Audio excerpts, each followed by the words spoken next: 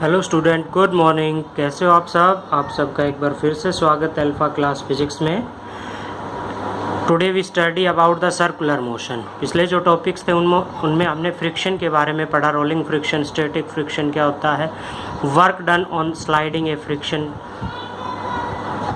आज हम पढ़ेंगे सर्कुलर मोशन के बारे में। सर्कुलर मोशन क्या होता है कि कोई भी पॉइंट ऑब्जेक्ट है, पॉइंट मास बॉडी है, वो मूव करती है along the circumference of a circle. कोई भी बॉडी सर्कुलर मोशन के अंदर, यानी कि ये कहें कि कब होगी, जब सर्कुलर पाथ के अंदर मूव कर रही है, तो उसको हम क्या कहेंगे, बॉडी इन सर्कुलर मोशन। और सर्कुलर मोशन में लाने के लिए किसी भी बॉडी को किसकी आवश्यकता होती है, फोर्स की। तो यहाँ पे forces in the circular motion, दो टाइप के फोर्स हैं जो सर्कुलर मोशन में लगता है। एक वो फोर्स जो उस बॉडी को सर्कुलर पाथ में रिवॉल्व करने के लिए बाध्य करता है, जैसे रस्सी से पत्थर बांध के हम घुमाते हैं, तो फोर्स किधर लग रहा है आपका, सेंटर की तरफ। फोर्स किधर लग रहा है आपका, सेंटर की तरफ। This type of force is called centripetal force. इसको हम क्या कहेंगे, centripetal force. We know according to Newton second law के अनुसार क्या होता है, F is equal to m में। अच्छा, एक्सेलरेशन के अंदर हमने क्या पढ़ा हुआ था, एक्सेलरेशन जो है, लीनियर एक्सेलरेशन और लीनियर वेलोसिटी के अंदर क्या रिलेशनशिप होता है आपका, एंगुलर वेलोसिटी अपॉन में आर, यानी कि v² बाई आर। ये होता है जो हमने पिछले टॉपिक्स के अंदर पढ़ा था। आर जो है वो radius of the circular path, और v जो है वो आपकी क्या होगी, लीनियर वेलोसिटी। और भी क्या पढ़ा था, v is equal to r omega. Relation between किसके बीच में, relation between linear velocity and angular velocity, v is equal to r omega. ठीक है, तो यहाँ पे हम क्या कर सकते हैं, अगर ये वैल्यू उठा के अपनी इस इक्वेशन के अंदर पुट करते हैं तो क्या आएगा, F is equal to m v square by r. और हम इसको क्या भी लिख सकते हैं, एम वी की जगह पे ये वैल्यू पुट करके m r omega square. This is the centripetal force. इसको हम क्या कह सकते हैं, सेंट्रीपिटल फोर्स। अच्छा, दूसरा जो आता है वो आएगा आपका सेकंड क्वेश्चन आपका आता है सेंट्रीफ्यूगल फोर्स। सेंट्रीफ्यूगल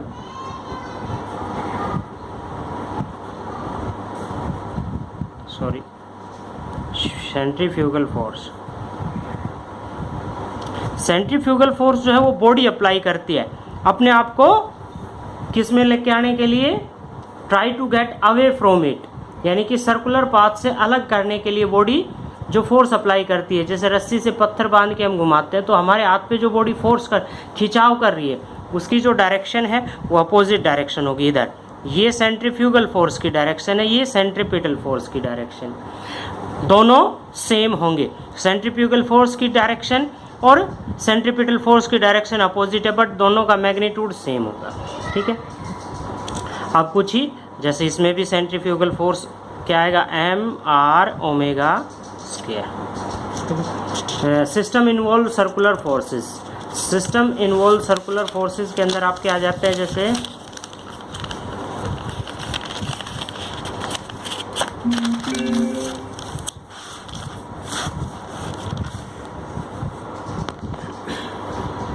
चलिए स्टडी करते हैं। Taking round in A level circular curved road.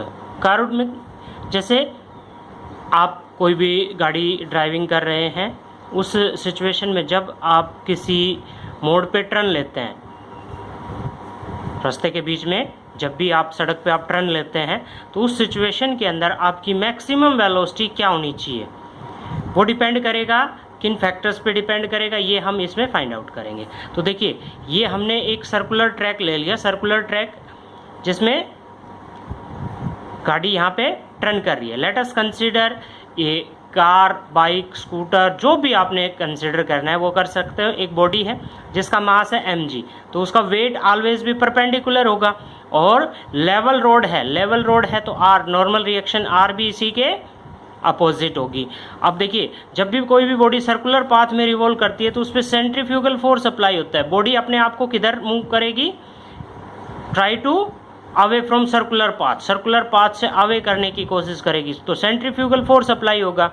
और रोड और टायर के बीच में, इस रोड और टायर के बीच में क्या लगेगा, फोर्स ऑफ फ्रिक्शन, और फोर्स ऑफ फ्रिक्शन इस बॉडी को इधर मूव करने से रोकेगा। तो फोर्स ऑफ फ्रिक्शन जो है वो इस बॉडी को इस तरफ अट्रैक्ट करेगा। तो आप देखिए, तो friction will try to balance the centrifugal force, ये जो फ्रिक्शन है ये सेंट्रीफ्यूगल फोर्स को बैलेंस करने का काम करेगा। To avoid the accident value of friction must be, यानी कि यहाँ पे एक्सीडेंट से बचने के लिए जो फ्रिक्शन है वो किससे कम होना चाहिए, must not be less than, यानी कि इससे कम नहीं होना चाहिए, या ये कह सकते हैं इससे ज़्यादा होना चाहिए देन सेंट्रीफ्यूगल फोर्स से। ठीक है, तो अपने पास वैल्यू आती है सेंट्रीफ्यूगल फोर्स की, ये अपने पास फ्रिक्शन है, और सेंट्रीफ्यूगल फोर्स किसके इक्वल होता है, mv²/r सेंट्रीपिटल फोर्स, यानी कि आपका जो फ्रिक्शनल फोर्स है वो सेंट्रीपिटल फोर्स या सेंट्रीफ्यूगल फोर्स से ज़्यादा आना चाहिए या इसके इक्वल आ सकता है, तब आपकी गाड़ी सेफली टर्न करेगी। क्यों? क्योंकि यदि तो इससे फ्रिक्शन फोर्स कम हो गया तो आपकी गाड़ी किधर मूव कर जाएगी, इधर। सेंट्रीफ्यूगल फोर्स ज़्यादा हो गया तो आपकी गाड़ी जो है, आपकी बाइक जो है वो सर्कुलर ट्रैक से बाहर आ जाएगी।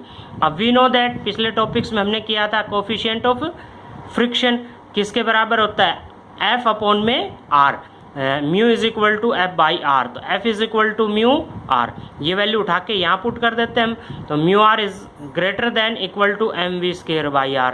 R की वैल्यू क्या है, नॉर्मल रिएक्शन, R यहाँ पे हम पुट कर देते हैं, R की वैल्यू किसके अपोजिट है, mg, m से m कैंसिल, तो mu g is greater then v²/R, तो v की वैल्यू यहाँ से हम R को क्रॉस मल्टीप्लिकेशन करके निकाल सकते हैं, v is less than equal to mu rg।